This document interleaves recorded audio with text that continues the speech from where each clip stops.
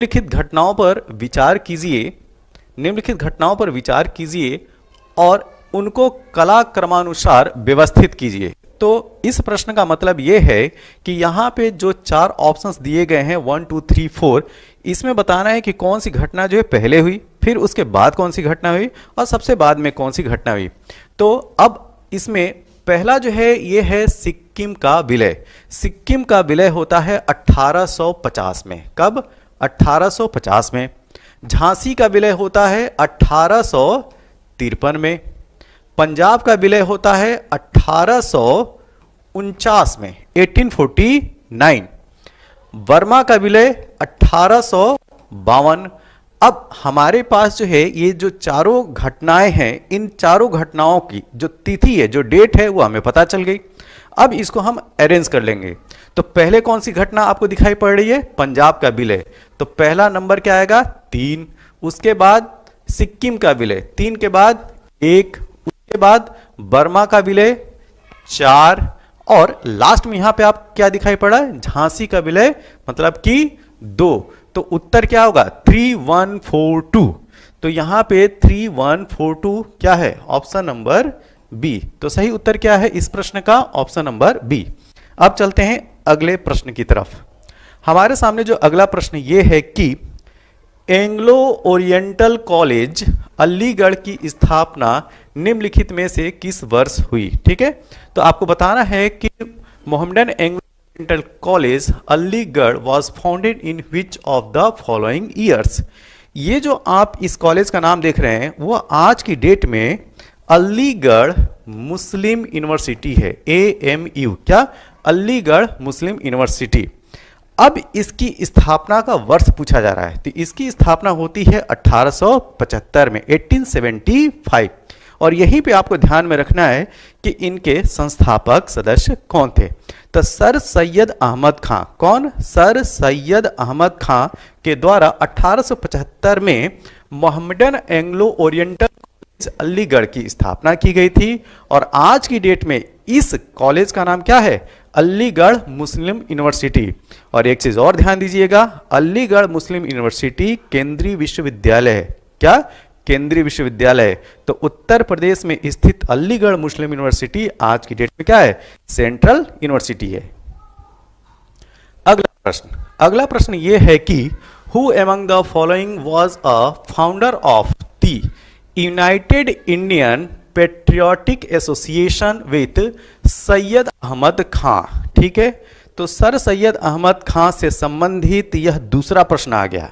जो इससे पहले वाला प्रश्न था वो कुछ अलग तरीके से पूछा गया और उन्हीं से संबंधित यह कुछ अलग टाइप का यहाँ पे प्रश्न दिखाई पड़ रहा है। प्रश्न क्या है कि निम्नलिखित में से कौन सैयद अहमद खां के साथ यूनाइटेड इंडियन पेट्रियोटिक एसोसिएशन का संस्थापक था? ठीक है, तो ये है बनारस के राजा शिव प्रसाद। कौन?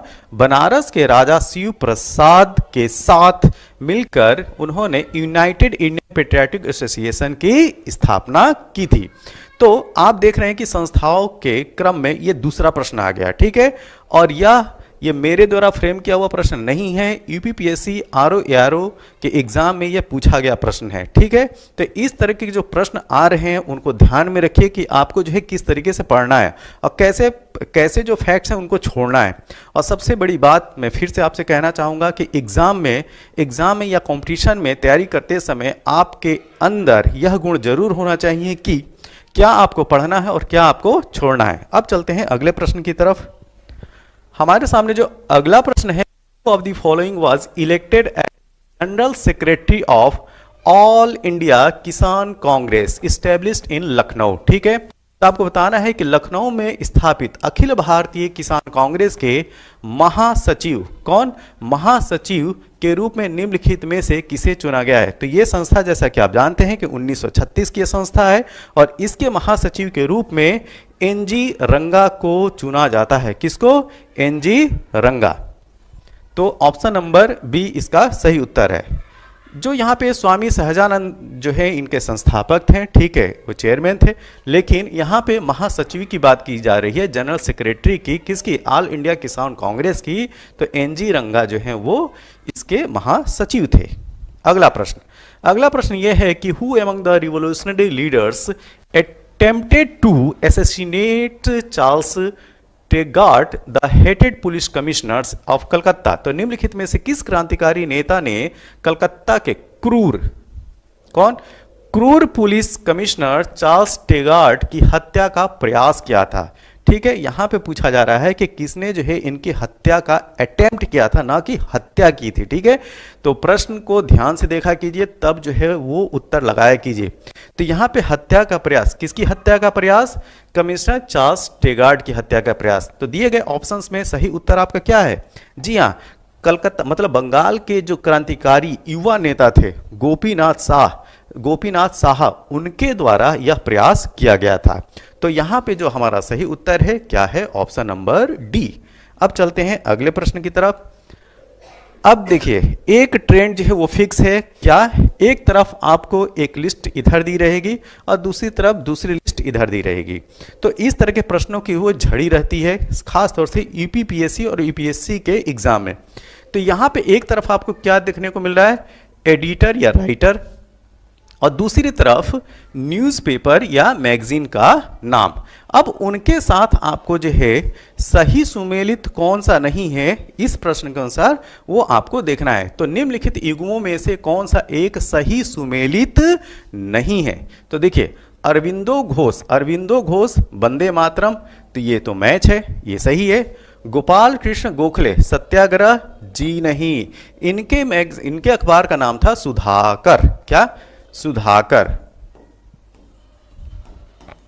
क्या नाम था? सुधाकर, ये याद रखिए। तो अपना तो प्रश्न का जो उत्तर है वो तो अभी मिल गया है, तो प्रश्न का सही उत्तर क्या होगा? Option number B. लेकिन चूंकि ये कमीशन ने जो है वो क्वेश्चन सेट किया है, तो आगे की जो मैगजीन्स हैं उनके जो एडिटर है उनको भी नाम जरूर याद रखिए। जैसे एनी बेसेंट की न्यू इंडिया, ये सही है। ठीक, ये जो है अक्सर पूछा भी जाता है कि न्यू इंडिया किसकी मैगजीन थी, तो किसकी है? Annie Besant. और कॉमनवेल्थ भी याद रखिएगा। इसके साथ महात्मा गांधी जी की बात कर लेते हैं, तो महात्मा गांधी यंग इंडिया। तो ये जो बाकी के जो संपादक हैं उनकी पत्रिकाएं, अखबार या जो मैगजीन है उनका भी नाम याद रखा जाता है। ये नहीं कि कौन सा मिसमैच है, उत्तर मिल गया चलो आगे बढ़े, नहीं। अब चलते हैं अगले प्रश्न की तरफ।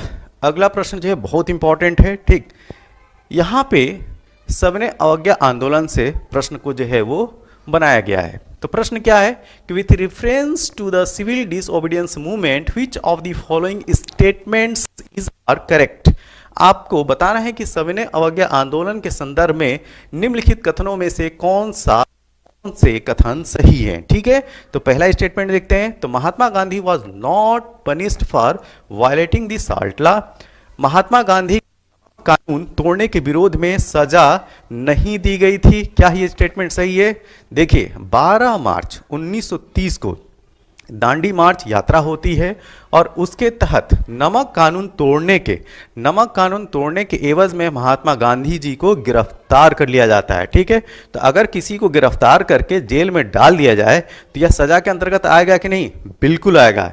तो महात्मा गांधी जी को जो है वो गिरफ्तार करके उनको जेल में डाल दिया जाता है। तो इस प्रकार से ये जो पहला स्टेटमेंट है क्या है कि महात्मा गांधी को नमक कानून तोड़ने के विरोध में सजा नहीं दी गई थी, ये स्टेटमेंट क्या हो गया? गलत हो गया। ठीक है, तो ये आ गया गलत की श्रेणी में। अब आगे देखते हैं। अगला स्टेटमेंट यह है कि Madan Mohan Malviya, Devdas Gandhi and K M Munshi were punished for violating the salt law. ठीक है, ये जो है वो शॉर्ट लॉ है, ना कि सेल लॉ। तो मदन मोहन मालवीय, देवदास गांधी और के एम मुंशी को नमक कानून तोड़ने पर सजा दी गई थी। जी हाँ, ये स्टेटमेंट सही है। तो इस प्रश्न के अनुसार जो आपका सही उत्तर आएगा वो क्या आएगा? केवल 2। ऑप्शन नंबर बी इसका सही उत्तर है। अब चलते हैं अगले प्रश्न की तरफ। Consider the following events, arrange them in chronological order. ठीक है, आपको क्या करना है कि निम्नलिखित ये जो घटनाएं हैं 4, इनको देखना है और आपको इनको काल क्रमानुसार जो है व्यवस्थित करना है। इसका मतलब ये कि कौन सी घटना पहले हुई, फिर उसके बाद कौन सी, और फिर जो है वो सबसे लास्ट में कौन सी होती है। तो दांडी यात्रा देख लेते हैं। 12 मार्च 1930 की यह घटना है। पूना समझौता 24 सितंबर 1932 को होता है। कब? 24 सितंबर 1932। कम्युनल अवार्ड सांप्रदायिक घोषणा 16 अगस्त 1932 की घटना है। गांधी इरविन पैक्ट, ठीक है, और गांधी इरविन पैक्ट का जो दूसरा नाम है दिल्ली समझौता या दिल्ली पैक्ट के नाम से भी जाना जाता है, यह भी याद रखेगा, ठीक, क्योंकि यह पैक्ट हुआ कहां था, दिल्ली में। तो गांधी इरविन पैक्ट का दूसरा नाम दिल्ली पैक्ट भी है, यह भी याद रखना है। तो यह कब होता है, यह होता है 5 मार्च 1931 को।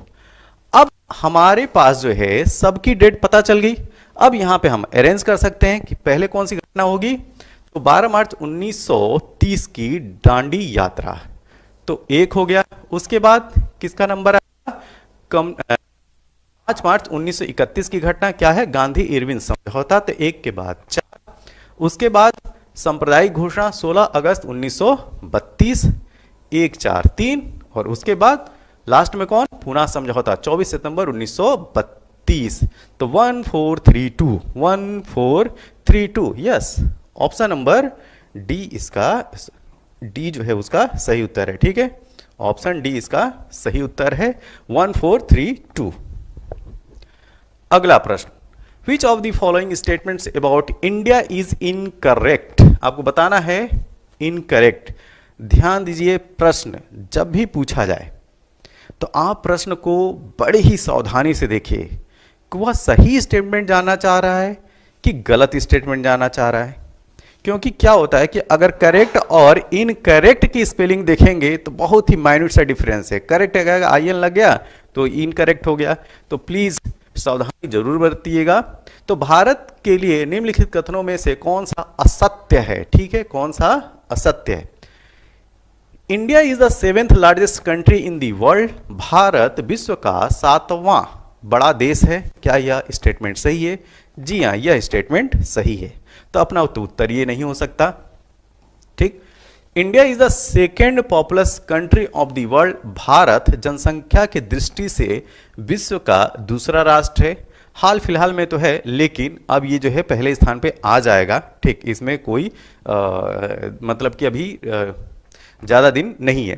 तो ये स्टेटमेंट भी सही है। It's land boundary x tends around 15,200 kilometre. इसकी जो भूमि सीमा का विस्तार है लगभग 15,200 किलोमीटर है। क्या स्टेटमेंट सही है? जी हाँ, ये भी स्टेटमेंट सही है। और प्रश्न में क्या पूछा गया कि कौन सा गलत है, कौन सा असत्य है। अब देखिए D option, the earliest sunrise is seen in its Mizoram state. तो सर्वप्रथम सूर्योदय इसके मिजोरम राज्य में होता है। यही स्टेटमेंट गलत है और इसी के हिसाब से हमारा सही उत्तर क्या हो जाएगा? Option number D. अब चलते हैं अगले प्रश्न की तरफ। हमारे सामने जो अगला प्रश्न ये है कि इनमें से कौन सा दर्रा पश्चिमी घाट पर्वत श्रृंखला में नहीं है। यहां पे ध्यान रखना है, नहीं है, ठीक है। तो विच of the following is not pass in the western Ghats mountain ranges. तो यहां पे जो 4 ऑप्शंस हैं, थाल घाट, भोर घाट, पाल घाट, ये तीनों जो हैं वो पश्चिमी घाट पर्वत श्रृंखला के पास हैं, दर्रे हैं। जो नहीं है वो है खैबर दर्रा। तो खैबर दर्रा की लोकेशन कहाँ मिलेगी? पाकिस्तान में। तो इसकी पोजीशन कहाँ पे है? पाकिस्तान में, ये याद रखिएगा, ठीक है।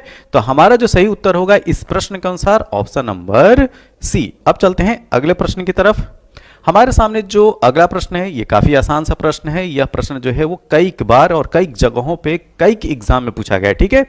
तो प्रश्न यह है कि black cotton soils also known by which of the following. तो काली कपास मिट्टी निम्नलिखित में से किस नाम से भी जानी जाती है? तो इसको जो है रेगुर सॉइल के नाम से भी जाना जाता है, ऑप्शन नंबर डी। तो यहां पे जो सही उत्तर है ऑप्शन नंबर डी। अब चलते हैं अगले प्रश्न की तरफ।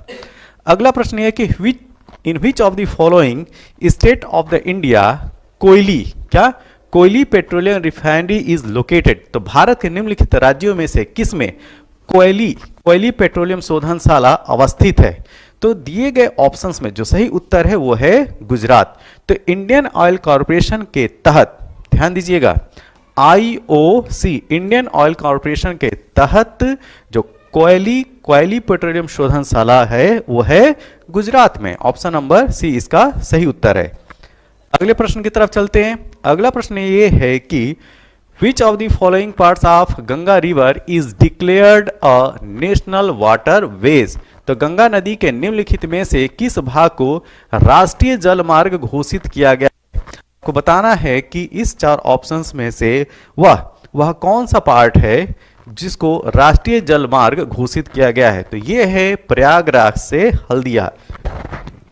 ऑप्शन नंबर डी जो है यहाँ पे सही उत्तर है। क्या प्रयागराज से हल्दिया जो है वो गंगा नदी के इस भाग को राष्ट्रीय जल मार्ग घोषित किया गया है। अगला प्रश्न, एक भू स्थिर कृत्रिम उपग्रह का आवर्तकाल होता है। आपको बताना है कि the time period of rotation of Jio stationery satellite. तो ध्यान दीजिए कि पृथ्वी अपने एक्सिस पे 24 घंटे में एक चक्कर लगाती है और उसके साथ भू स्थिर रहने के लिए किसी भी सैटेलाइट का जो आवर्तकाल होना चाहिए वो कितने का होना चाहिए। जी हाँ, इसका भी आवर्तकाल जो है 24 घंटे का ही होना चाहिए। कितना?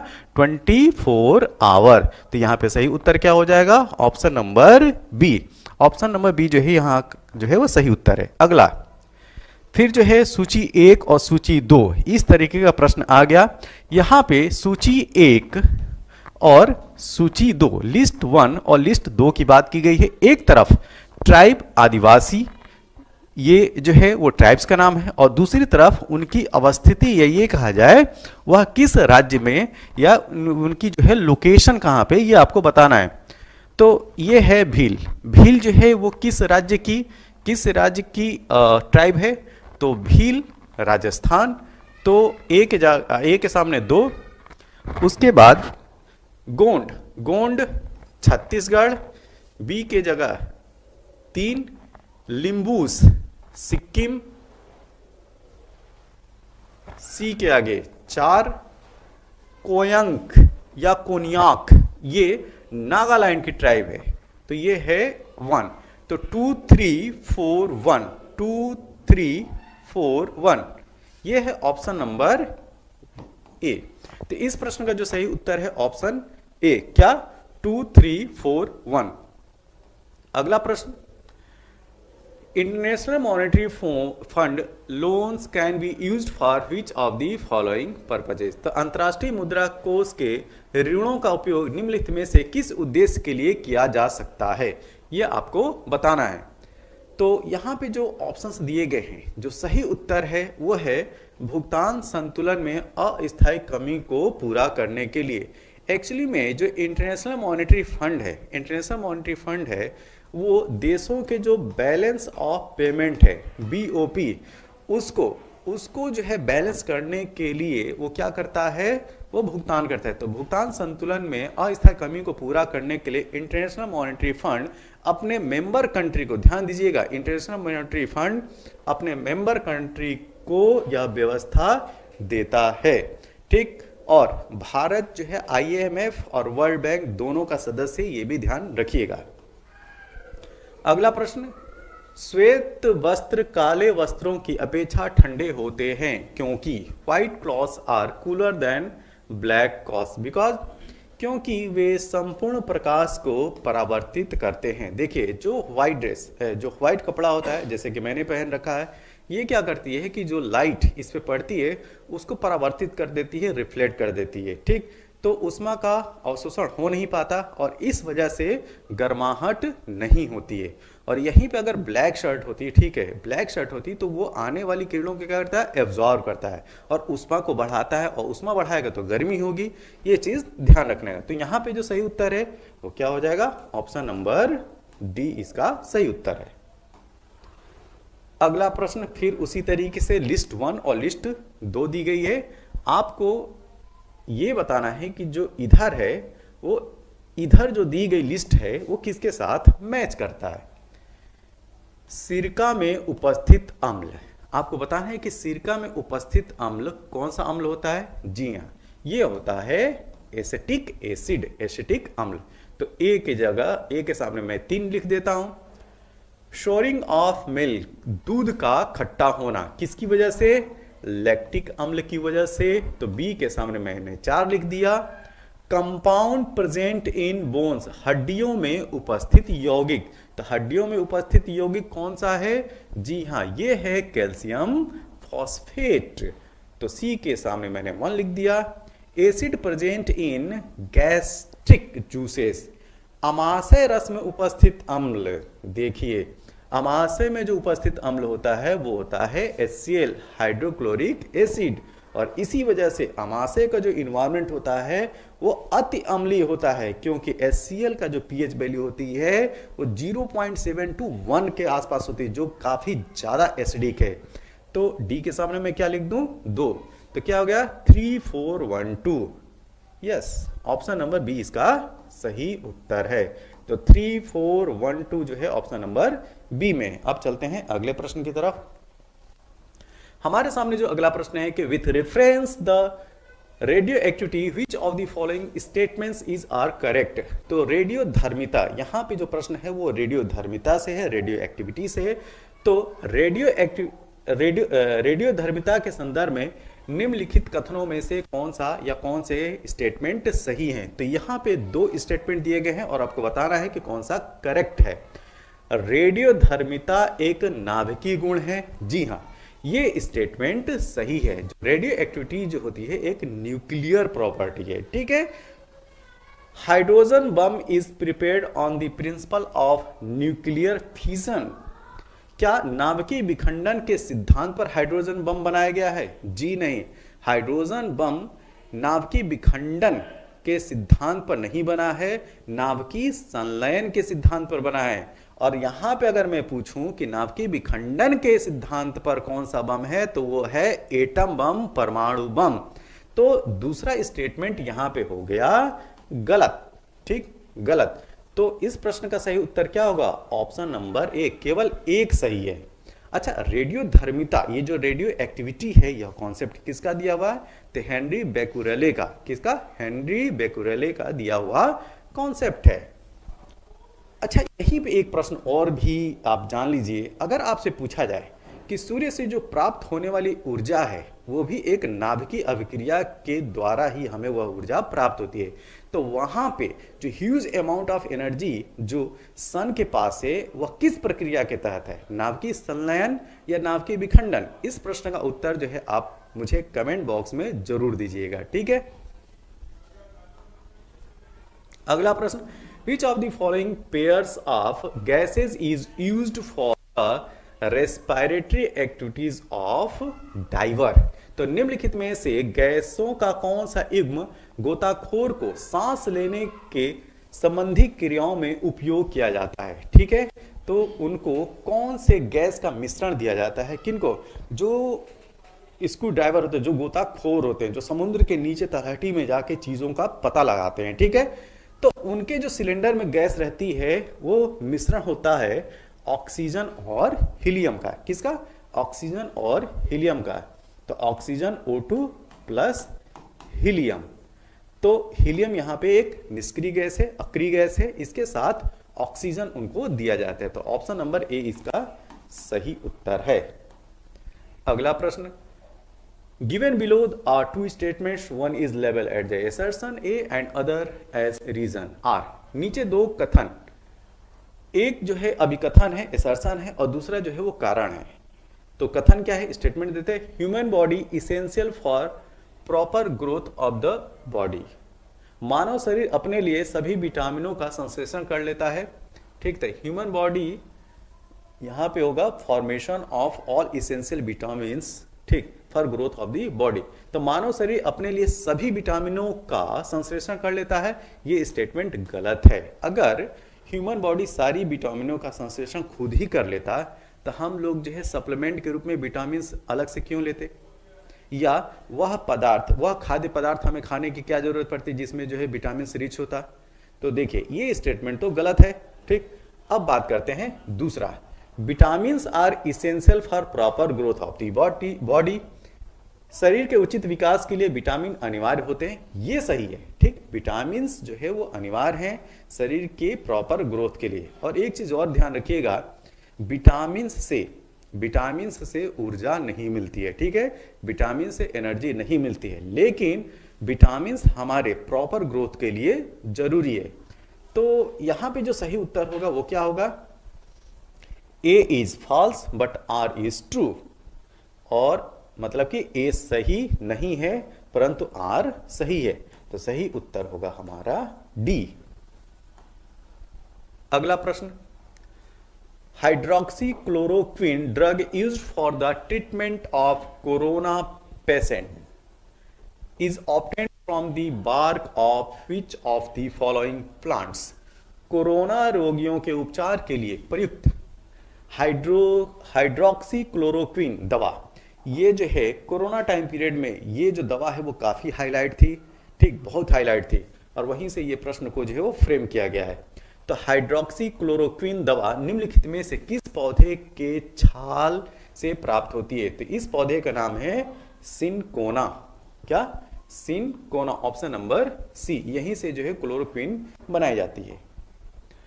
खेती के लिए फसल चक्र का क्या महत्व है? ठीक है, यहाँ पे जो है क्रॉप रोटेशन से संबंधित प्रश्न पूछा गया है, और क्रॉप रोटेशन से यूपीपीएससी आरओ एआरओ में एक प्रश्न जो है वो आ ही जाता है। देखिए यहाँ पे फिर से फसल चक्र से प्रश्न पूछा गया है।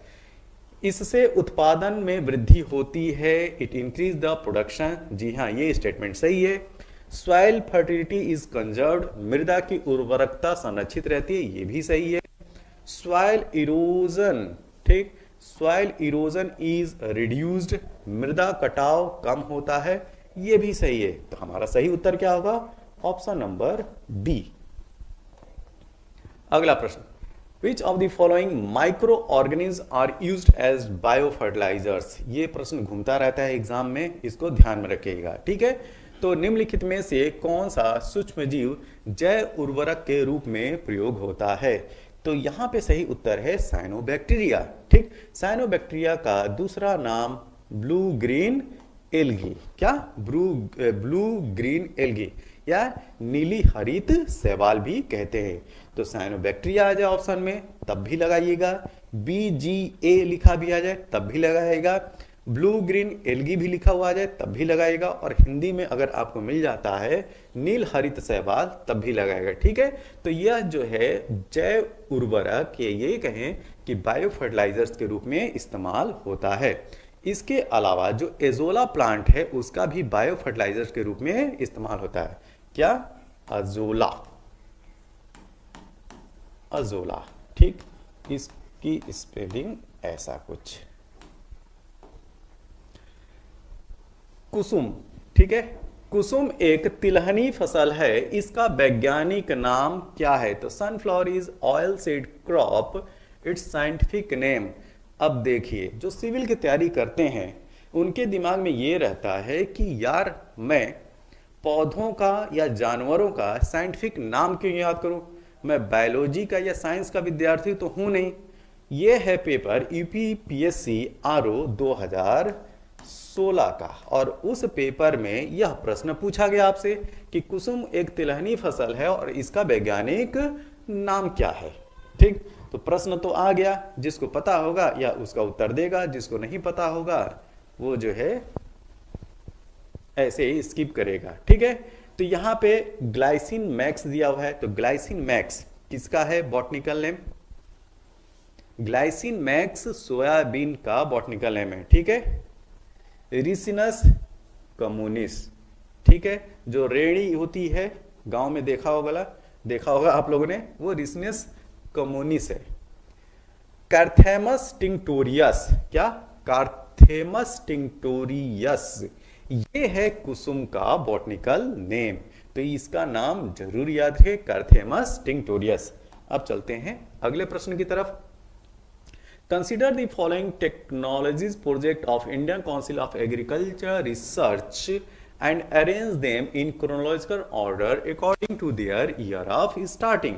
तो भारतीय कृषि अनुसंधान परिषद, Indian council of agriculture research, निम्नलिखित तकनीक परियोजनाओं पर विचार कीजिए और आरंभ के वर्ष के अनुसार काल क्रमानुसार व्यवस्थित कीजिए। तो यहाँ पे जो चार इनिशिएटिव हैं, जो प्रोग्राम हैं ICAR के, उनको क्रमबद्ध तरीके से आपको अरेंज करना है, ठीक है।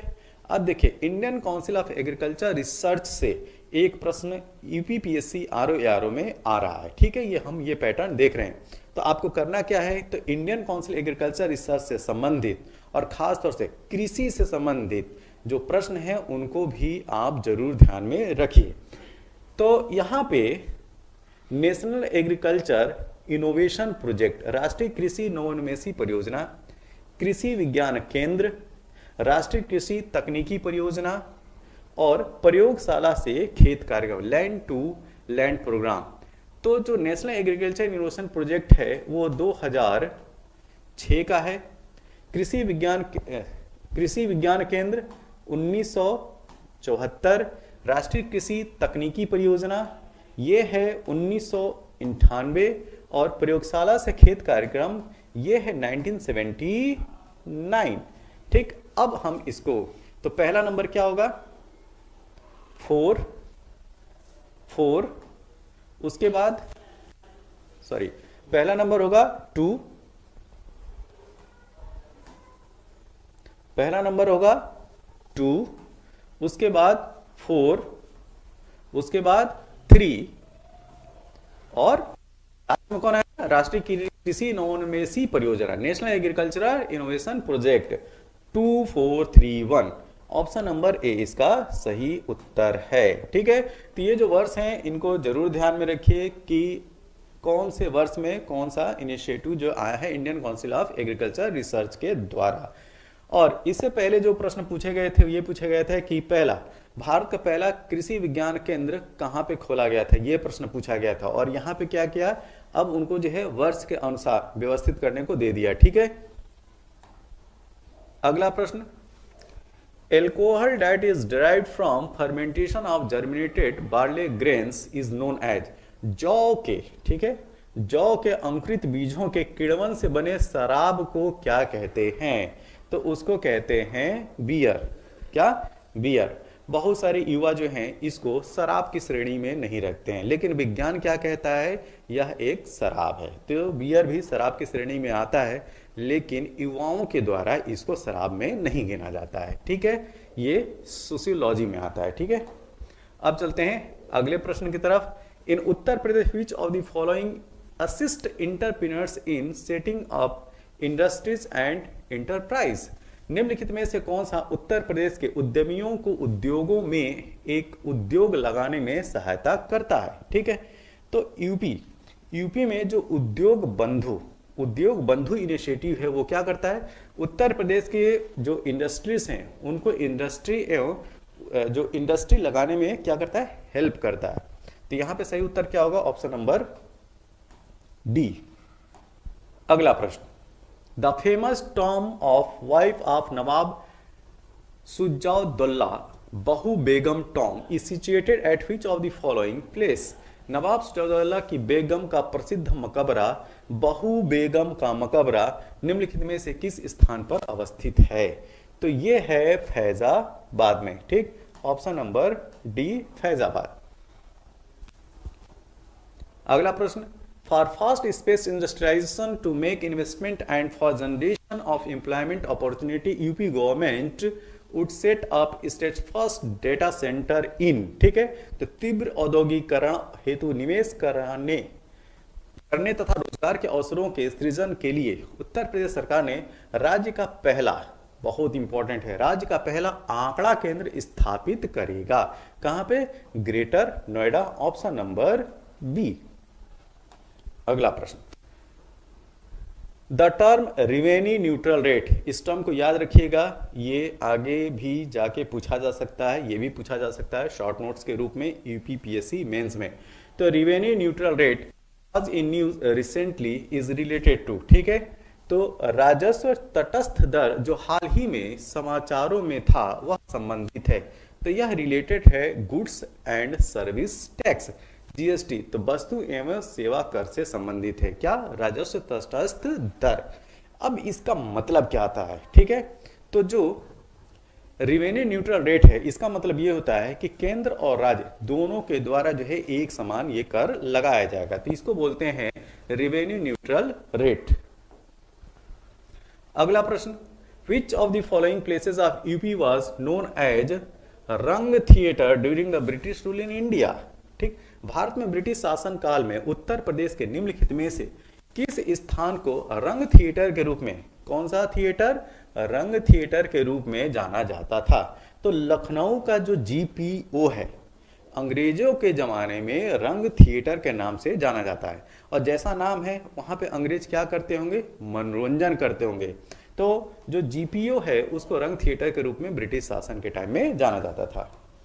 अगला प्रश्न, consider the following statement regarding Atal tunnel which is are right. Atal tunnel से संबंधित निम्नलिखित कथनों पर विचार कीजिए और कौन सा स्टेटमेंट सही है ये आपको बताना है। इसका निर्माण सीमा सड़क संगठन मतलब कि बॉर्डर रोड ऑर्गेनाइजेशन के द्वारा किया गया। जी हाँ, ये स्टेटमेंट सही है। यह मनाली और लाहौल स्पीति घाटी को जोड़ती है, यह भी सही है। यह मनाली और स्पीति वैली को कनेक्ट करने के काम करती है। अटल टनल काफी हाईलाइट थी ये टनल। यह हिमालय के पीर पंजाल पर्वत श्रृंखला, जी हाँ, यह पीर पंजाल पर्वत श्रृंखला में स्थित है, तो यह भी स्टेटमेंट सही है। यह भारत के लिए सामरिक दृष्टि से महत्वपूर्ण है। जब इतनी बातें इंपॉर्टेंट है तो जाहिर सी बात है it's strategically important for India, तो चौथा स्टेटमेंट भी सही है। तो यहां पे सही हमारा उत्तर क्या हो जाएगा? जी हाँ, ऑप्शन नंबर डी, सभी 1, 2, 3 और 4, ऑप्शन नंबर डी इसका सही उत्तर है। अगला प्रश्न, with reference to the Hindu Nawab Wazir of Awadh sultanate which of the following statement is are correct. ठीक है, अवध सल्तनत के हिंदू नायब वजीर के संदर्भ में निम्नलिखित कथनों में से कौन सा कथन सही है? ठीक है, तो यहां पे बात की जा रही है हिंदू नायब वजीर के बारे में। ठीक है, तो पहला स्टेटमेंट क्या है? राजा टिकैत राम वाज अर्थ मंत्री ऑफ नवाब अस्फादुल्ला। तो राजा टिकैत राय नवाब अस्फादुल्ला के अर्थ मंत्री थे। इस वर्ड को भी याद रखेगा, अर्थ मंत्री। जी हाँ, ये स्टेटमेंट बिल्कुल सही है। तो राजा टिकैत जो है वो नवाब अस्फादुल्ला के अर्थ मंत्री भी थे। ठीक, पहला ऑप्शन सही है। As well, there were certain Hindu castes who were placed high positions in the state of Nawabs of Awadh. Awadh के नवाबों के राज्य में, अवध के नवाबों के राज्य में समानता कतिपय हिंदू जातियों के लोगों का उच्च स्थान प्राप्त था। जी हाँ, अवध के नवाबों के टाइम में जो हिंदू जाति के लोगों को जो है वो उच्च स्थान प्राप्त था, ये भी स्टेटमेंट सही है। तो सही उत्तर क्या हो गया? Both 1 and 2, option number C. अगला प्रश्न, राष्ट्रीय गांधी राष्ट्रीय विमानन विश्वविद्यालय, ठीक है, राजीव गांधी राष्ट्रीय विमानन विश्वविद्यालय, Rajiv Gandhi national aviation university is situated in UP. कहां पे? दिए गए ऑप्शन में सही उत्तर क्या है? फुर्सतगंज। और फुर्सतगंज मतलब कि रायबरेली जिले में। किस जिले में? रायबरेली जिले में। तो ऑप्शन नंबर सी जो है ये सही उत्तर है। अगला प्रश्न, विच रूलर ऑफ दिल्ली सल्तनत डिक्लेयर्ड हिमसेल्फ एज खलीफा। ठीक है, तो खलीफा के रूप में दिल्ली सल्तनत का कौन सा शासक अपने आप को डिक्लेयर करता है? तो यह है मुबारक खिलजी। कौन? मुबारक खिलजी। तो खिलजी वंश का ये शासक होता है मुबारक खिलजी, अपने आप को खलीफा घोषित करता है। और काफी ये रंगीन मिजाज के भाई साहब थे। ठीक, इनकी करतूतें जो है आप इतिहास में पढ़िएगा। अब चलते हैं अगले प्रश्न की तरफ। Consider the following battles and arrange these in chronological order. निम्नलिखित युद्धों पर विचार कीजिए और उन्हें उनके काल क्रमानुसार व्यवस्थित कीजिए। ठीक है, तो यहाँ पे 4 बैटल्स के नाम दिए हुए हैं। इन बैटल्स में आपको बताना है कि पहले कौन सा जो है युद्ध हुआ है, फिर उसके बाद में। तो पहले हम क्या करेंगे कि जैसे इस तरह के प्रश्न आते हैं क्रोनोलॉजिकल ऑर्डर वाले, काल क्रमानुसार वाले, तो पहले हम उनके वर्ष लिख लेते हैं, तिथि लिख लेते हैं, और फिर उनको देखते हैं कि कौन सा हमारा उत्तर सही होगा। तो कन्नौज का युद्ध, यहाँ पे पहला क्या है? कन्नौज का युद्ध। और कन्नौज के युद्ध का दूसरा नाम भी क्या है? विलग्राम का युद्ध। ठीक है, तो कन्नौज का युद्ध कब हुआ था? ये हुआ था 1540 में। चंदेरी का युद्ध, चंदेरी का युद्ध कब हुआ था? 1500 1528 में,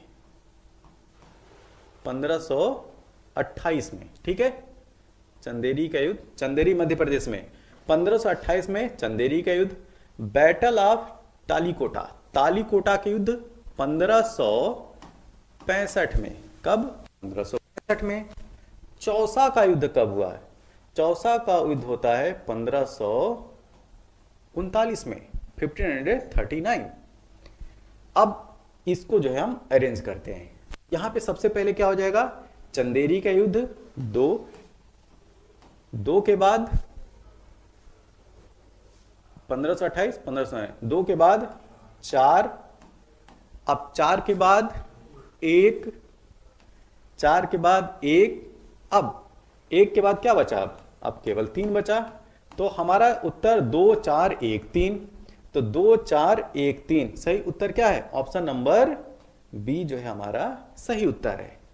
अब देखिए, ये जो चंदेरी का युद्ध है 1528, अब 1 साल और पहले आइए। अगर मैं पूछूं कि 1527 में कौन सा इंपॉर्टेंट वार हुआ था, तो खानवा का युद्ध हुआ था बाबर और राणा सांगा के बीच। अच्छा, 1 साल और पहले आइए, तो 1 साल और पहले आएंगे तो 1526 में पहुंचेंगे, और 1526 का युद्ध वह युद्ध होता है जो एक साम्राज्य की नींव डालता है, ठीक। तो 1526 में बाबर और इब्राहिम लोदी के बीच में पानीपत का प्रथम युद्ध होता है, और वहां पे बाबर 1526 के बाद मुगल एम्पायर की नींव डालता है, मुगल साम्राज्य की नींव डालता है। तो इस तरह के जो वार हैं इनको याद रखिएगा। अब चलते हैं अगले प्रश्न की तरफ। हमारे सामने जो अगला प्रश्न है कि who was commander in chief of the Rajput army besides Maharana Pratap in the battle of Haldi Ghati, ठीक। तो हल्दी घाटी के युद्ध में महाराणा प्रताप के अलावा राजपूत सेना का सेनापति कौन था? अब हम इसकी डेट पहले तो ध्यान में रखें। 1576 में हल्दी घाटी का युद्ध होता है। महाराणा प्रताप और अकबर के साइड से कौन था? मानसिंह, ठीक। तो यहां पे महाराणा प्रताप के अलावा जो राजपूत सेना का सेनापति कौन था ये आपको बताना है। तो ये है हकीम सूर, हकीम सूर। तो ऑप्शन नंबर बी यहां पे सही उत्तर है। यह एक अफगान योद्धा होता है, ठीक है। अगला प्रश्न, रज़्मनामा, रज़्मनामा किस हिंदू ग्रंथ का फारसी अनुवाद है? ठीक है, तो ये महाभारत का फारसी अनुवाद है। क्या? रज़्मनामा। यह अकबर के टाइम में किसके द्वारा इसका जो है ट्रांसलेशन किया गया? बदायूं और फैजी के द्वारा सम्मिलित रूप से। अगला प्रश्न, लाठी क्लब, ध्यान दीजिएगा, लाठी क्लब की स्थापना निम्नलिखित में से किसने की थी? तो who among the following founded the लाठी क्लब? तो दिए गए ऑप्शन में जी हां, बाल गंगाधर तिलक। ऑप्शन नंबर सी जो है वो सही उत्तर है। तो लाठी क्लब की स्थापना का श्रेय जाता है बाल गंगाधर। एमसीक्यू क्वेश्चन है वह यह है कि which of the following industry is most developed in the great lake region of north America? यहां पे आपको बताना है कि उत्तरी अमेरिका के बृहद झील जिसको ग्रेट लेक बोलते हैं प्रदेश में निम्नलिखित में से कौन सा उद्योग सर्वाधिक विकसित है? यहां पे मोस्ट डेवलप्ड इंडस्ट्री की बात की जा रही है। तो यहां पे इस्पात एवं इंजीनियरिंग जो ऑप्शन नंबर डी है वो सही उत्तर है। यहां पे इस्पात और इंजीनियरिंग उद्योग जो है वो सबसे ज़्यादा डेवलप है। अब यहां पे जो बात की जा रही है ग्रेट लेक रीजन की, आखिर ग्रेट लेक से मतलब क्या है? तो उत्तरी अमेरिका में 5 जो झीलें हैं उनको सामूहिक रूप से ग्रेट लेक के नाम से जाना जाता है। और ये जो 5 झीलें हैं वो कौन कौन सी हैं? और उत्तरी अमेरिका में जैसा कि हम जानते हैं कि 2 देश हैं, कनाडा और यूनाइटेड स्टेट ऑफ अमेरिका। तो यूनाइटेड स्टेट ऑफ अमेरिका और कनाडा, इनके क्षेत्रों में 5 जो लेक पाई जाती हैं वो लेक कौन कौन सी हैं उनका नाम देखते हैं। तो यहाँ पे आप विस्तृत तौर पे आप मैप में देख सकते हैं कि यहाँ पे लेक सुपीरियर है, lake Michigan, lake eri, lake Ontario, lake Huron. तो ये जो 5 लेक हैं इनको कलेक्टिवली हम ग्रेट लेक के नाम से जानते हैं। और इन लेक का जो विस्तार है, और ख़ास तौर से मैं कहूँगा मिशिगन को आप थोड़ा सा अलग करके देखिए, ठीक है। ये मिशिगन के अलावा जो 4 लेक हैं, lake superior, lake Huron, lake Ontario और लेक इरी, ये जो 4 लेक हैं ये यूनाइटेड स्टेट ऑफ अमेरिका मतलब कि यूएसए और कनाडा, इन दोनों के टेरिटरी के अंतर्गत आते हैं, दोनों के सीमा क्षेत्र के अंतर्गत आते हैं। केवल और केवल जो लेक मिशिगन है, ठीक, जो लेक मिशिगन है, जो मिशिगन झील है, वह पूरी तरीके से यूएसए के अंतर्गत आती है। कहाँ? यूएसए मतलब कि अमेरिका के अंतर्गत। यहाँ पे जो आप ये थोड़ा सा ग्रे कलर में देख रहे हो, ये वाला मैप, ठीक, इसको देखते जाइए। ये वाला जो क्षेत्र है ये कनाडा का क्षेत्र, ठीक है। और उसके बाद ये जो आप कलरफुल में जो डिफरेंट डिफरेंट ब्लॉक में देख रहे हैं वो यूनाइटेड स्टेट ऑफ अमेरिका के अलग अलग राज्य हैं। जैसे विस्कॉन्सिन, यहाँ पे आप देख सकते हैं, इधर है ओहियो, ठीक, इधर फिलाडेल्फिया, इधर जो है शिकागो, इलिनॉइस, शिकागो। तो इस तरीके से जो है आप डिफरेंट जो है आप स्टेट देख सकते हैं अमेरिका के। और ये वाला जो पोर्शन है, ये वाला जो पोर्शन है, ये है कनाडा देश के क्षेत्र। तो अगर आपसे पूछा जाए कि इन 5 झीलों में से सुपीरियर, मिशिगन, ईरी, ओंटारियो और हुरन, इन 5 झीलों में से ऐसी कौन सी झील है जो केवल और केवल अमेरिका मतलब कि यूनाइटेड स्टेट ऑफ अमेरिका के अंदर ही पाई जाती है? तो केवल एक झील है, वो है लेक मिशिगन। इसके अलावा जो 4 झीलें हैं, lake superior, lake Huron, lake Ontario और लेक ईरी, ये यूनाइटेड स्टेट ऑफ अमेरिका और कनाडा दोनों के टेरिटरी के अंतर्गत, सीमा क्षेत्र के अंतर्गत आती हैं। तो जो प्रश्न पूछा गया था वह पूछा गया था कि जो ये जो ग्रेट लेक वाला क्षेत्र है वह स्पेशली किस इंडस्ट्री के लिए जो है वो मोस्ट डेवलप्ड क्षेत्र है? तो यहाँ पे जो ऑप्शन था वो था ये इस्पात और इंजीनियरिंग। तो स्टील एंड इंजीनियरिंग वर्क के लिए यह मोस्ट डेवलप्ड एरिया है। अगला प्रश्न, हमारे सामने जो अगला प्रश्न है कि निम्नलिखित में से कौन से देश चारों ओर से स्थलों से घिरे हैं? ध्यान दीजिएगा, वैसे देश जो चारों तरफ से स्थल भाग से घिरे होते हैं, ऐसे देशों को हम लोग लैंड लॉक्ड कंट्री बोलते हैं। क्या बोलते हैं? लैंड लॉक्ड कंट्री बोलते हैं, ठीक है। और हिंदी में इसको बोलते हैं स्थल रुद्ध। हिंदी में बोलेंगे स्थल रुद्ध, ये चीज याद रखिएगा। तो ऐसा देश जो चारों ओर से लैंड या ये कहा जाए भूभाग से घिरा हो तो उसको हम लोग बोलेंगे लैंडलॉक्ड कंट्री या स्थल रुद्ध देश।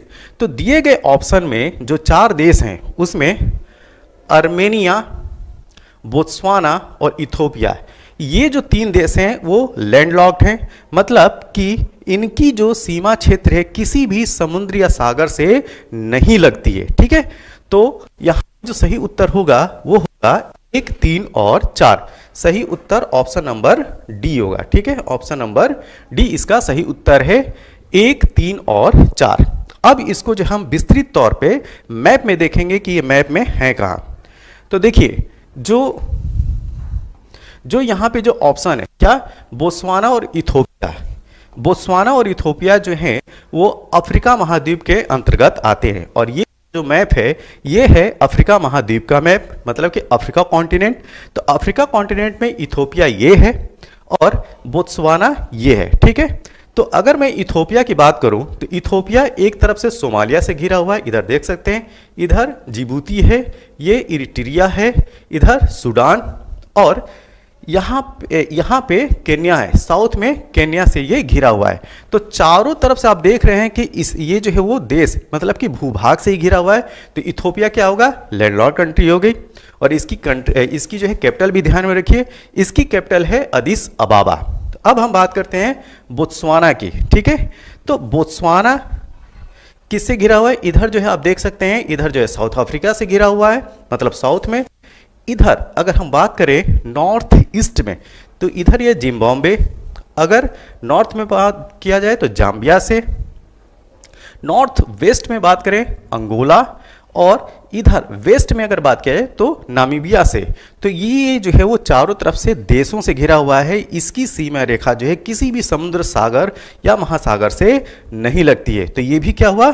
स्थल रुद्ध, या ये कहें कि लैंडलॉक्ड कंट्री है अफ्रीका कॉन्टिनेंट में। अब इसके अलावा जो ऑप्शन में था वो क्या था? अर्मेनिया था और मॉन्टीनिग्रो था। ठीक, तो अर्मेनिया, ये है अर्मेनिया, और अर्मेनिया की जो कैपिटल है, इसको ध्यान में रखिए, येरेवान। ठीक है, येरेवान जो है वो अर्मेनिया की कैपिटल है। कभी कभी क्या होता है, इन देशों की राजधानी भी पूछ लिया जाता है।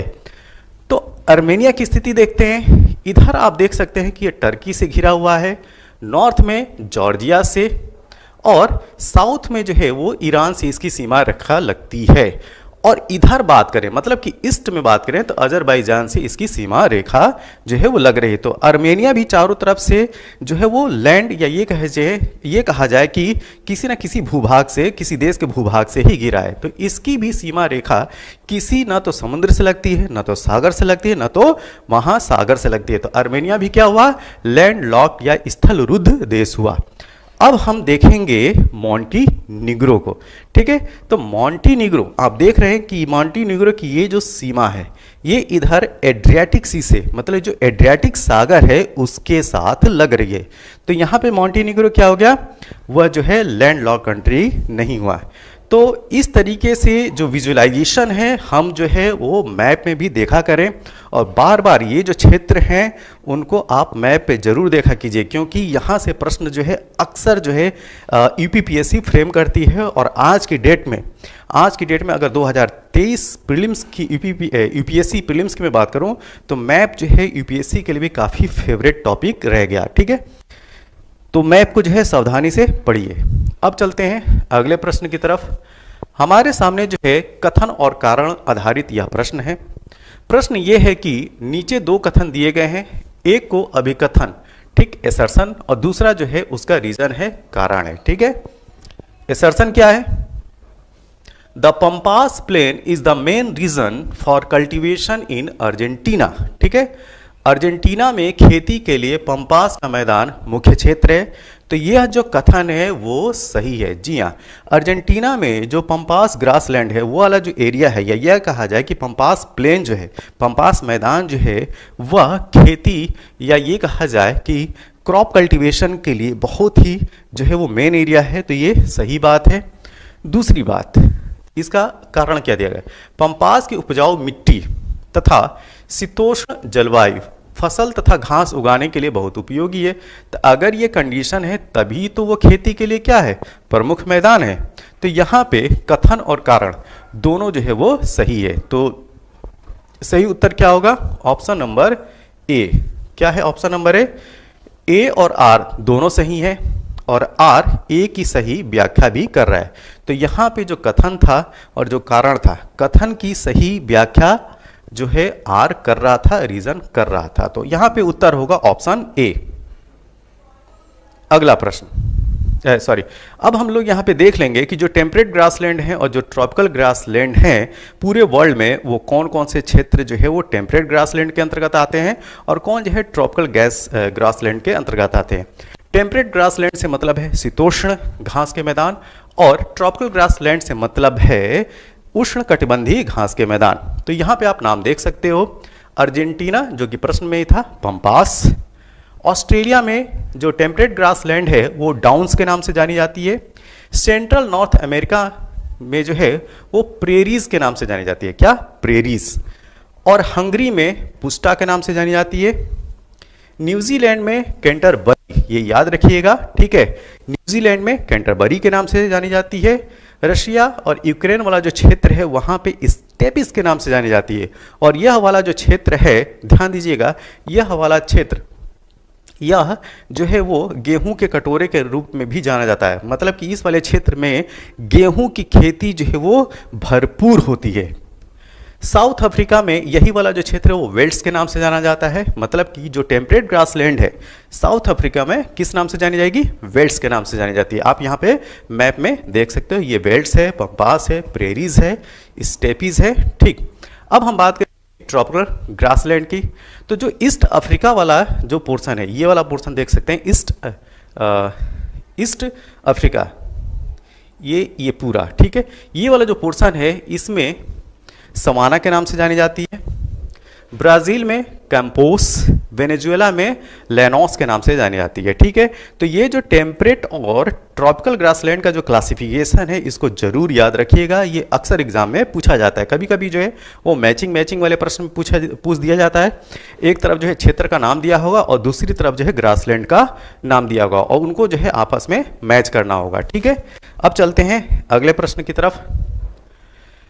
ये जो है बहुत मैं क्या कहूँ कि इम्पॉर्टेंट है या टफ है, तो मैं कहूँगा कि ये दोनों तरीके का है।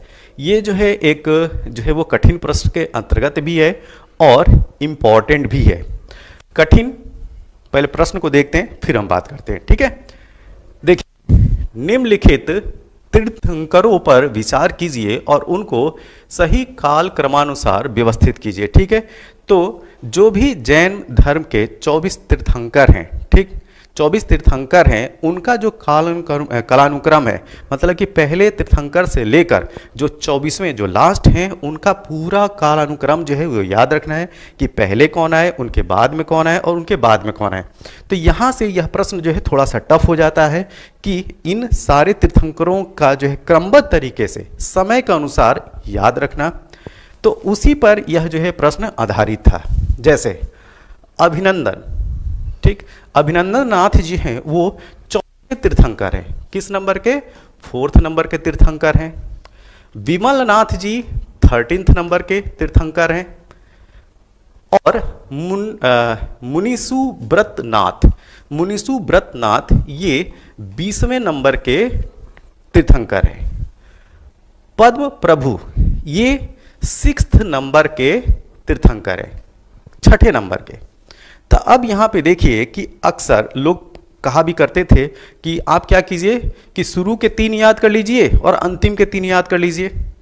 तो यहाँ पे शुरू के 3 और अंतिम के 3 याद करने से इस प्रश्न का आप उत्तर नहीं दे सकते। इस प्रश्न का उत्तर वही दे सकता है जिसको पूरे 24 के 24 तीर्थंकरों का नाम और किस क्रम से वो आए थे उनको जो है आपको याद रखना होगा, वही जो है इस प्रश्न का उत्तर दे पाएंगे। तो यहाँ पे हमने जो है वो लिख दिया है। तो सबसे पहले कौन आएंगे? अभिनंदन नाथ जी, तो ए, उसके बाद 6th नंबर के पद्म प्रभु, मतलब कि ए के बाद 4, उसके बाद विमलनाथ जी 13वें नंबर के, तो 142 हो गया, और मुनिसु व्रत नाथ जी 20वें नंबर के हैं, ये 3। तो ऑप्शन क्या होगा? 1423। तो 1423 मतलब कि ऑप्शन ए। यहाँ पे जो सही उत्तर है ऑप्शन ए।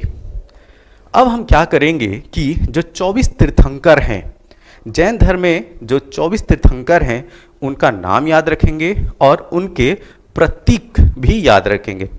ठीक है, तो नाम के साथ प्रतीक चिन्ह को भी हम याद रखेंगे।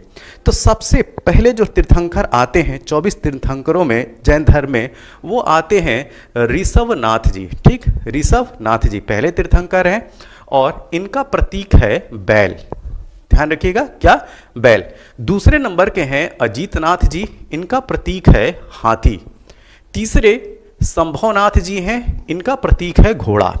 और जो प्रश्न में नाम दिया गया था ये थे अभिनंदन नाथ जी, ये हैं चौथे क्रम के तीर्थंकर और इनका जो प्रतीक है वो है बंदर। सुमितनाथ जी, सुमितनाथ 5वें क्रम के तीर्थंकर हैं और इनका जो प्रतीक है वो है वकवा। ठीक, जिसको बोलते हैं गूज, एक तरीके का जो है गूज पक्षी है, ये इनका प्रतीक है। 6ठे नंबर पद्म प्रभु जी, ये जो है हमारे प्रश्न में मतलब प्रश्न जो दिया गया था उनमें ये नाम था पद्म प्रभु जी, और पद्म प्रभु जी का प्रतीक है लाल कमल, रेड लोटस। 7वें क्रम के हैं सुपार्श्वनाथ जी, और इनका प्रतीक है साथिया या स्वास्तिक का चिन्ह। ध्यान रखिएगा, ये आप चिन्ह भी देख सकते हैं, सिंबल भी देख सकते हैं आप। चंद्र प्रभु जी, ये हैं 8वें नंबर के और इनका प्रतीक है अर्धचांद्र। ठीक है, जो सेमी ल्यूनर है वो इनका प्रतीक है। तो अर्धचांद्र जो है वो 8वें नंबर के तीर्थंकर का प्रतीक है। पुष्पदंत जी, जो पुष्पदंत जी हैं उनका प्रतीक मगरमच्छ हैं। 10वें नंबर के जो तीर्थंकर हैं वो हैं शीतलनाथ जी। इनका जो प्रतीक है वो है कल्प वृक्ष। ऑप्शन ये जो है वो 10वें नंबर के हैं। 11वें नंबर के श्रेयांश नाथ जी, इनका प्रतीक है गेंडा। 12वें नंबर के वासु पूज्य जी हैं, वासु पूज्य जी, इनका प्रतीक है भैंसा। और प्रश्न में इनका नाम दिया गया था विमल नाथ जी, इनका प्रतीक है सूकर। ठीक। 14वें नंबर के हैं अनंतनाथ जी, इनका प्रतीक है सेही। 15वें नंबर के हैं धर्मनाथ जी, इनका प्रतीक है वज्र दंड। 16वें तीर्थंकर हैं शांतिनाथ जी, इनका प्रतीक है हिरण। 17वें नंबर के जो तीर्थंकर हैं वो हैं कुंथुनाथ जी, कुंथुनाथ जी, इनका प्रतीक है बकरा। 18वें हैं अरहनाथ जी, इनकी जो प्रतीक है सिंबल है मछली। 19वें नंबर के हैं मल्लीनाथ जी, इनके प्रतीक हैं कलश। मुनि सुव्रतनाथ जी, ये जो ऑप्शन में मतलब दिए गए थे नाम ये है। ठीक है, मुनि सुव्रतनाथ जी ये 20वें नंबर के हैं, इनका प्रतीक है कछुआ। नमीनाथ जी, इनका है नीलकमल, 21वें नंबर के तीर्थंकर हैं।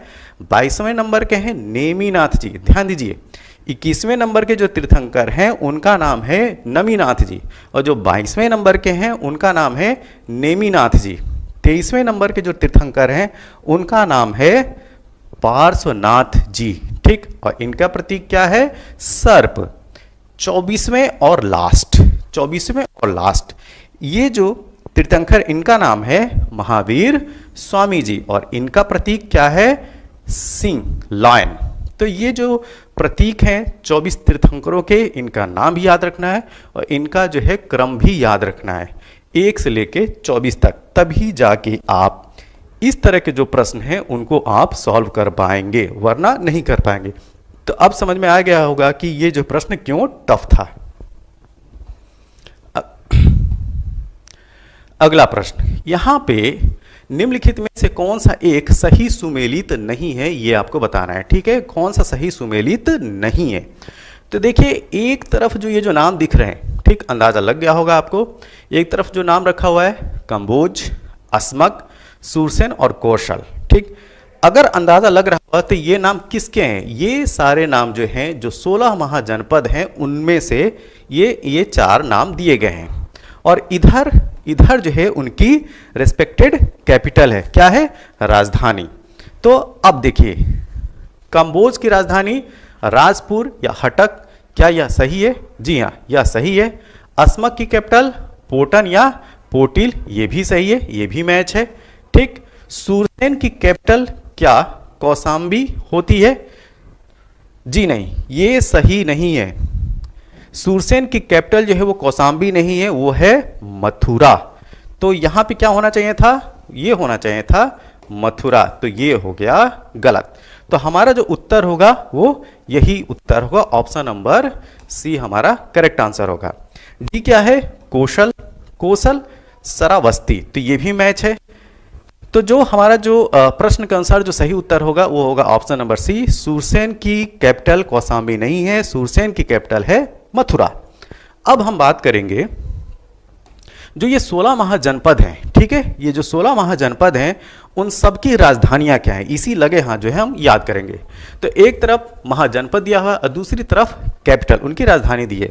तो काशी की कैपिटल वाराणसी, कौशल की कैपिटल श्रावस्ती, अंग की कैपिटल चंपा, मगध की कैपिटल गिरिव्रज या राजगिरी, वज्जी की कैपिटल विदेह एवं मिथिला, दोनों याद रखिएगा। अगर ऑप्शन में जैसा आएगा वैसा आप लगाइएगा, ठीक है।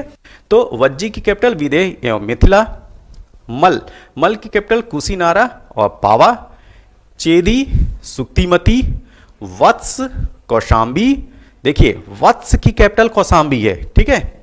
कुरु की इंद्रप्रस्थ, पांचाल की, ध्यान दीजिए पंचाल, यहां पे 2 पंचाल, उत्तरी पंचाल और दक्षिणी पंचाल। उत्तरी पंचाल की अगर कैपिटल पूछा जाएगा तो अहिछत्र बताइएगा, और दक्षिणी पंचाल की कैपिटल पूछा जाएगा तो काम्पिल्य बताएगा। तो ये दोनों याद रखिएगा, उत्तरी पंचाल और दक्षिणी पंचाल की कैपिटल।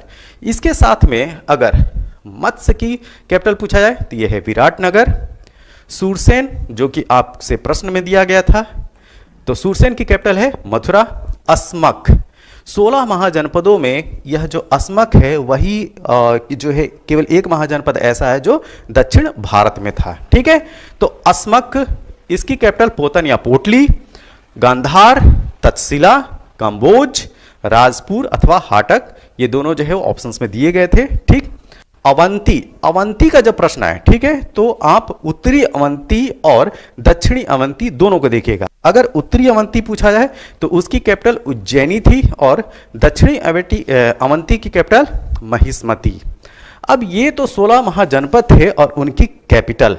अब इन 16 महाजनपदों को हम जो है भारत के मैप में देखेंगे। ठीक है, तो भारत के मैप में अगर आप देखते हैं तो बिहार में इन 16 महाजनपदों में 3 महाजनपद थे। कौन? मगध, अंग और वृज। इनकी पोजीशन देख सकते हैं, ये मगध है, अंग और वृज, तो 3 हो गए। तो बिहार में कितने हो गए? 3। यूपी की बात करते हैं, यूपी में इनकी संख्या है 8। कितनी? 8। काशी, कोसल, मल्ल, वत्स, कुरु, पंचाल, सुरसेन और चेदी। अब इनको जो है मैप में देखते हैं, मल्ल, काशी, कोसल, पंचाल, कुरु, सुरसेन, वत्स और चेदी। ठीक है। एमपी, मध्य प्रदेश की बात किया जाए, जैसे यहाँ पे आप देख सकते हैं मध्य प्रदेश में अवंती, तो मध्य प्रदेश में एक है अवंती और ये है अवंती की position.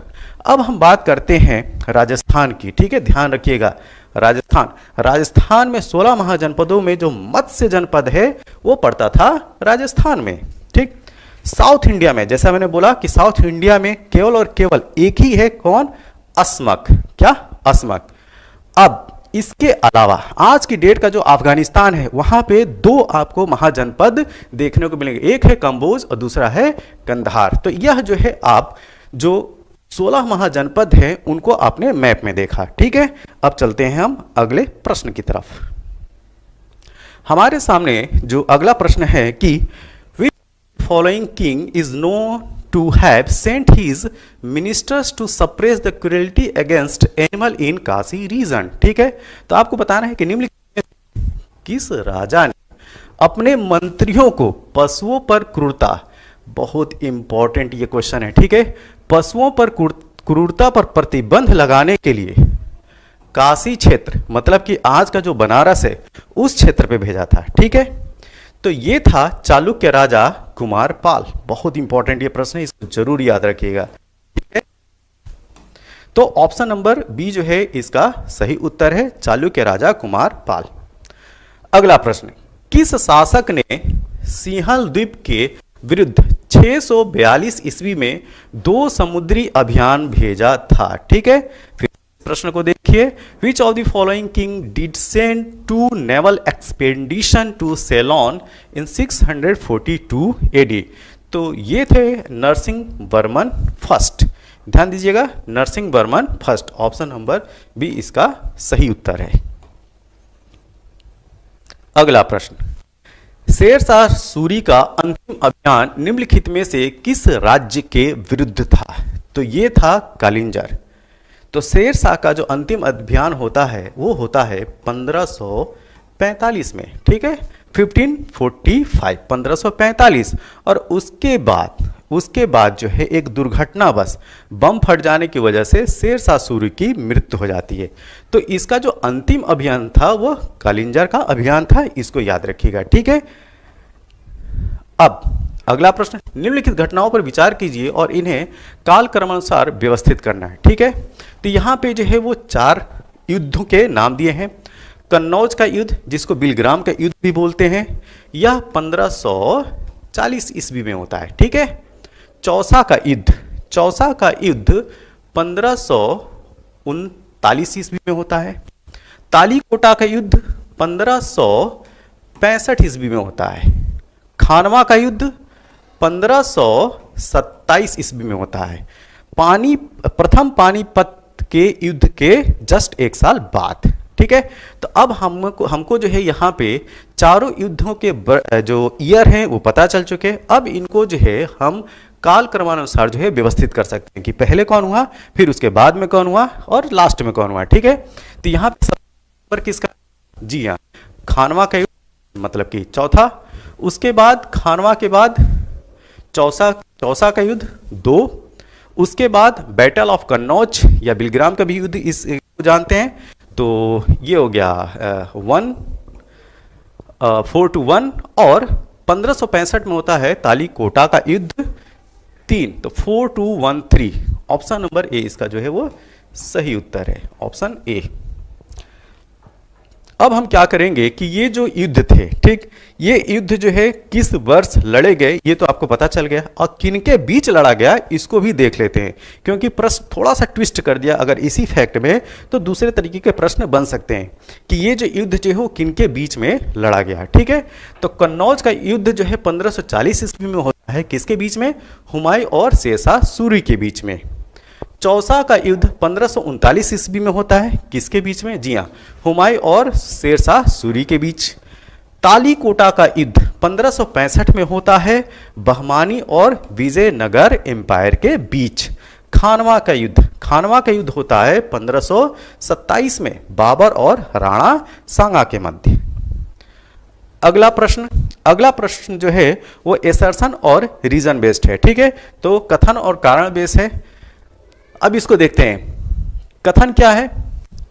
Maratha emerge as the strongest native power in India after the decline of Mughal empire. ठीक है, तो मुगल साम्राज्य के पतन के बाद सबसे शक्तिशाली देश शक्ति के रूप में उभरे।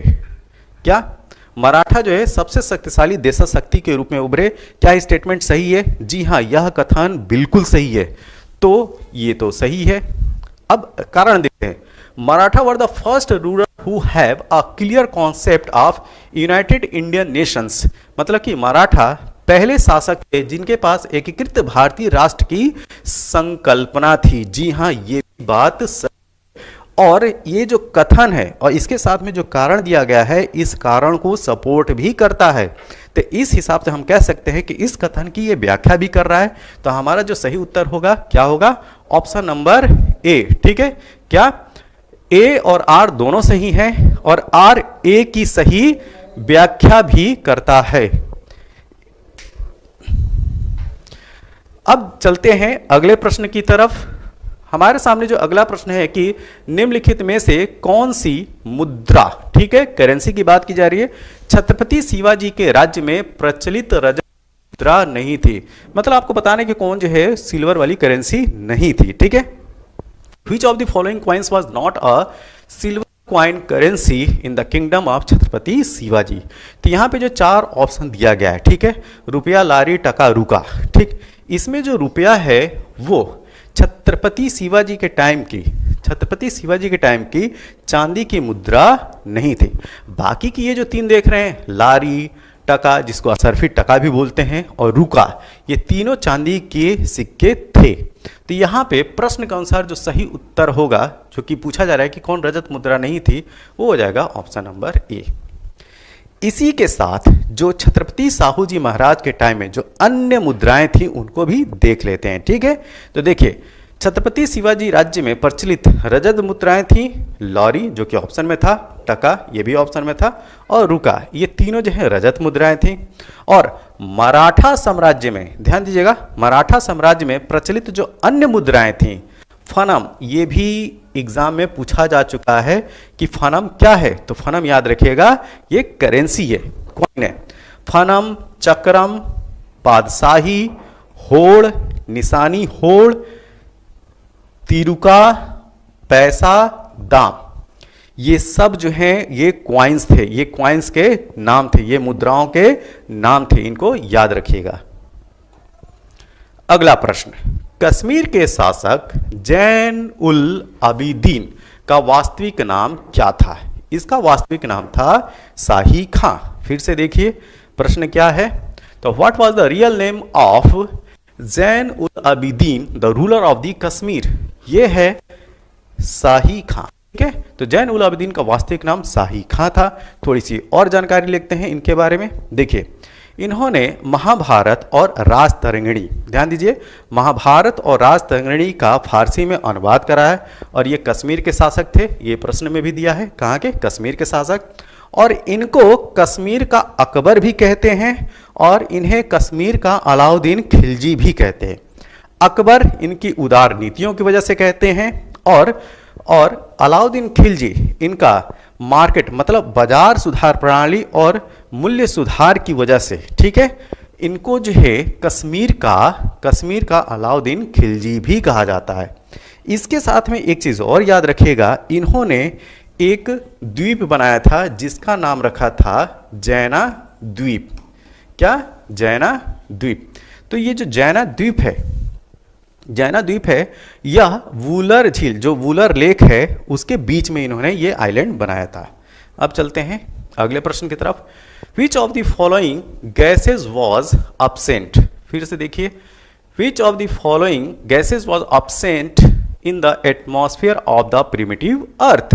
निम्नलिखित में से कौन सी गैस प्राचीन आदिम पृथ्वी के वायुमंडल से अनुपस्थित थी? ठीक है, तो जो अर्थ की जब उसकी हिस्ट्री स्टार्ट होती है, ठीक है, जब प्रिमिटिव जो इन्वायरमेंट होता है तो उस समय जो आज का जो इन्वायरमेंट है, जो आज का वायुमंडल है, उसमें जो गैसेज हैं वो सारी गैसें वैसा नहीं था कि जब पृथ्वी जो है उसका जो है वहाँ जो प्रारंभिक जो वायुमंडल था उस समय जो वर्तमान वाली जो गैसेज वो नहीं थी।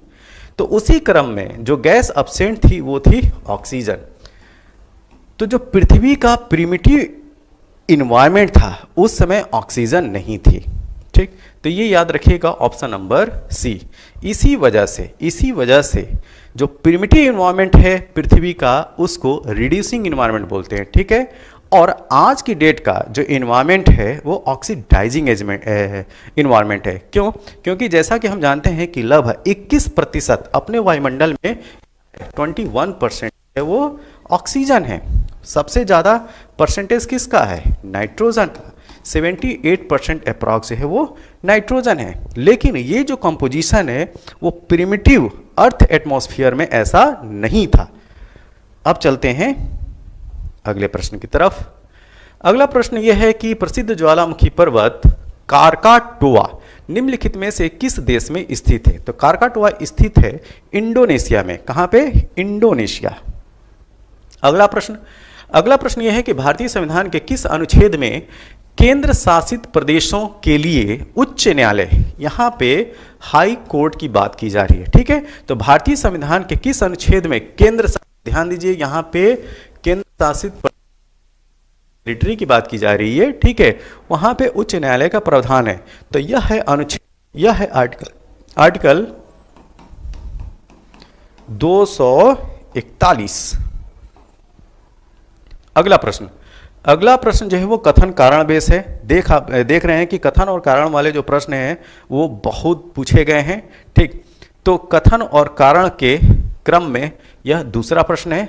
यहां पे देखिए कथन क्या है? The council of state is not subject to dissolution. ठीक है, राज्यसभा का विघटन नहीं होता है। तो जी हाँ, आर्टिकल 83 के अनुसार, ठीक है, आर्टिकल 83 के अनुसार यह एक परमानेंट बॉडी है। राज्यसभा का डिसोल्यूशन मतलब उसकी वो जो है खत्म नहीं होती है, कभी वो डिसॉल्व नहीं होती है। ठीक, कारण यहां पे क्या दिया है? 1/3 of the its member retired on the expiration of every second year. ठीक, उसके यथासंभव 1/3 सदस्य हर दूसरे वर्ष सेवानिवृत्त हो जाते हैं। देखिए ये स्टेटमेंट तो सही है, लेकिन राज्यसभा का विघटन नहीं होता है इस बात की यह व्याख्या नहीं करता है। ठीक है, कि उसके 1/3 सदस्य जो है हर दूसरे साल सेवानिवृत्त या रिटायर हो जाते हैं। तो यहाँ पे दोनों स्टेटमेंट तो सही है, कथन और कारण दोनों सही हैं, लेकिन कथन असर्शन की सही व्याख्या नहीं करता है। ठीक है, क्या? आर। तो इस हिसाब से जो हमारा जो सही उत्तर होगा वो होगा ये, ए और आर दोनों सही हैं, परंतु आर ए की सही व्याख्या नहीं है। तो यहां पे उत्तर हो गया ऑप्शन बी। अगला प्रश्न, निम्नलिखित कथनों पर विचार कीजिए और इन कथनों में से कौन सा और या कौन से सही है। ठीक है, राष्ट्रपति की तरह उपराष्ट्रपति का चुनाव भी अप्रत्यक्ष होता है।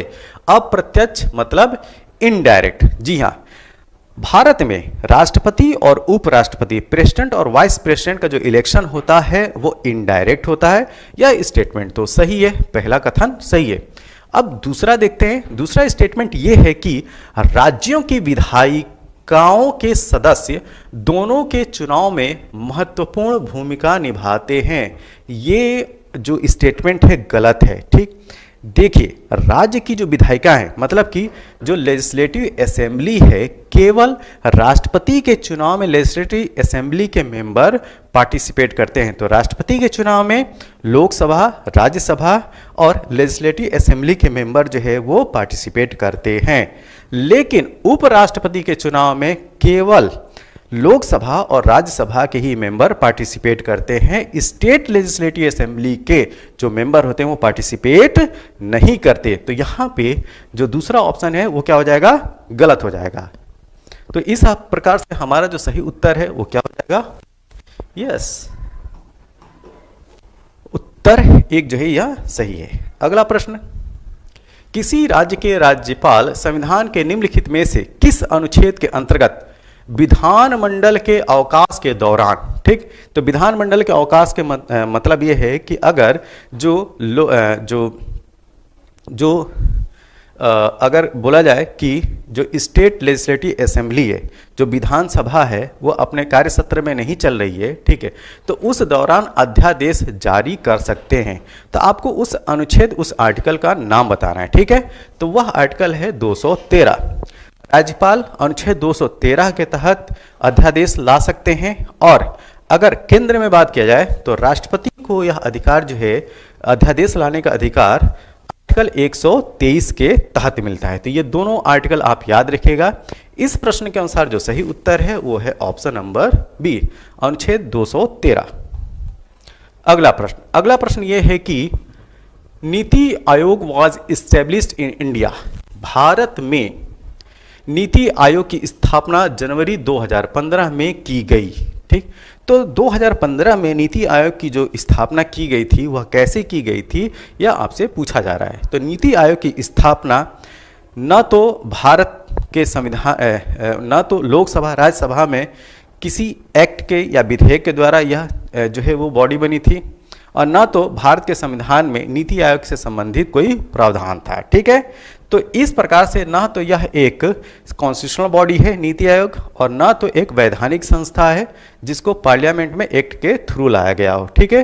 तो ये दोनों नहीं है। ये क्या है, एक एग्जीक्यूटिव बॉडी है जिसकी formation union cabinet passing a special resolution, तो संघीय मंत्रिपरिषद द्वारा पारित एक विशिष्ट प्रस्ताव से इस बॉडी को बनाया गया। तो नीति आयोग हो या 1 जनवरी 2015 से पहले, जब नीति आयोग नहीं था तो इससे पहले यही था योजना आयोग, प्लानिंग कमीशन। तो प्लानिंग कमीशन भी जो है इसी तरीके से बना था, और नीति आयोग भी इसी तरीके से बना है। कैसे? ऑप्शन नंबर सी, संघीय मंत्रिपरिषद द्वारा पारित एक विशिष्ट प्रस्ताव से। तो ऑप्शन नंबर सी इसका सही उत्तर है, ठीक है। अब इसी क्रम में हम लोग क्या बात करेंगे, जो भारत के संविधान के तहत जो संवैधानिक संस्थाएं, जो कॉन्स्टिट्यूशनल बॉडी हैं, उनके बारे में बात करेंगे, और वह किस अनुच्छेद के तहत हैं उनके बारे में हम डिस्कस करेंगे। तो यहाँ पे एक पूरी जो है लिस्ट दी हुई है। इस लिस्ट में एक साइड में कॉन्स्टिट्यूशनल बॉडी दी गई है, संवैधानिक संस्था दी है, और दूसरी तरफ वह किस अनुच्छेद के तहत आती है। जैसे अटॉर्नी जनरल ऑफ इंडिया, ये एक कॉन्स्टिट्यूशनल बॉडी है, ठीक है। तो अटॉर्नी जनरल ऑफ इंडिया जो है वो आर्टिकल 76 के तहत, controller and auditor general of India जिसको CAG बोलते हैं, ये अनुच्छेद 148 के तहत 148, advocate general of state 165 165, state finance commission 243I, state election commission 243K, district planning committee, ध्यान रखिएगा डिस्ट्रिक्ट प्लानिंग कमेटी एक कॉन्स्टिट्यूशनल बॉडी है, और किस अनुच्छेद के तहत 243ZD 243ZD के तहत। मेट्रोपॉलिटन प्लानिंग कमेटी ये भी कॉन्स्टिट्यूशनल बॉडी है 243ZE।